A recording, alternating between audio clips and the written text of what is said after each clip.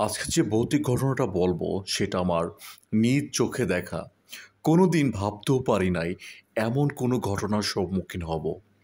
কখনো কখন কার কোন বিপদ আসে তা কেউ বলতে পারে না। শহর ছেড়ে আমার মেজো চাচার গ্রামে বাড়ি করেছে। আমার চাচার ২ ছেলে ১ মেয়ে। মেয়েটা সবার ছোট। বড় ছেলের নাম রাফি আর ছোট ছেলের নাম শাফি। রাফি আমার থেকে ৩ থেকে ৪ বছরের ছোট, তবে ছোট হলেও আমাদের বন্ধুত্বর মতো সম্পর্ক। আমি চাচার বাড়িতে মাসে একবার হলেও বেড়াতে যাই। আমার গ্রাম খুব ভালো লাগে।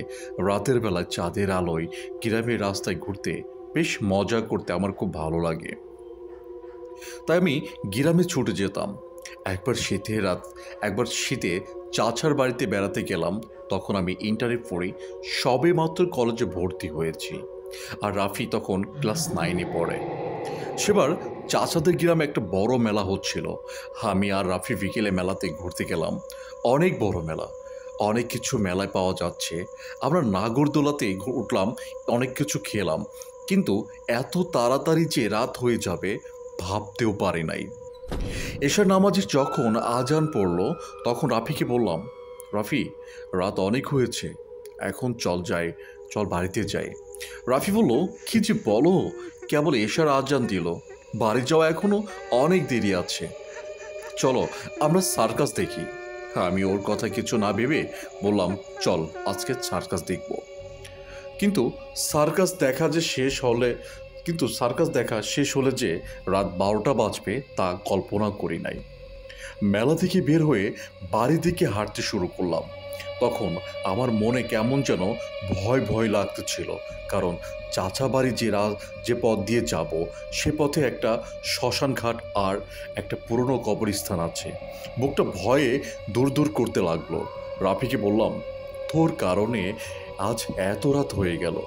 শীতের রাত, আকাশের জ্যোৎস্না আলোয় দুজনে পথ চলছি। কাঁচা রাস্তা, দুপাশে খেজুর গাছ, গাছের রসের হাড়ি ঝুলছে।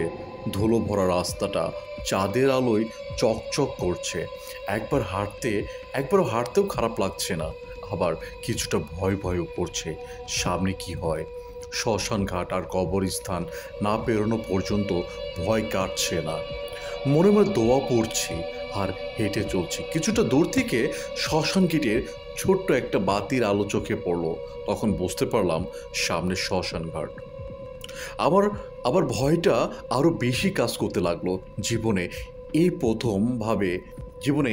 প্রথম এভাবে রাতে শ্মশানের সামনে দিয়ে যাচ্ছি। দোয়া পড়তে পড়তে শ্মশানে গেট ভালোভাবে পার হলাম, কিন্তু শ্মশান পার হবার পর পেছন থেকে দেখি একটা বড় কালো কুচকুচে বিড়াল আমাদের পিছু নিয়েছে।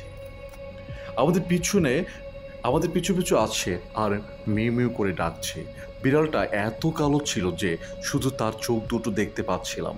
অনেকক্ষণ ধরে বিড়ালটা পিছু লেগে থাকলো। রাফি খেপে গিয়ে রাস্তা থেকে কয়েকটা মাটির ঢিল নিয়ে বিড়ালটার দিকে ছুটতে লাগলো, কিন্তু অবাক হয়ে গেলাম, ঢিল একটাও বিড়ালের গায়ে লাগলো না।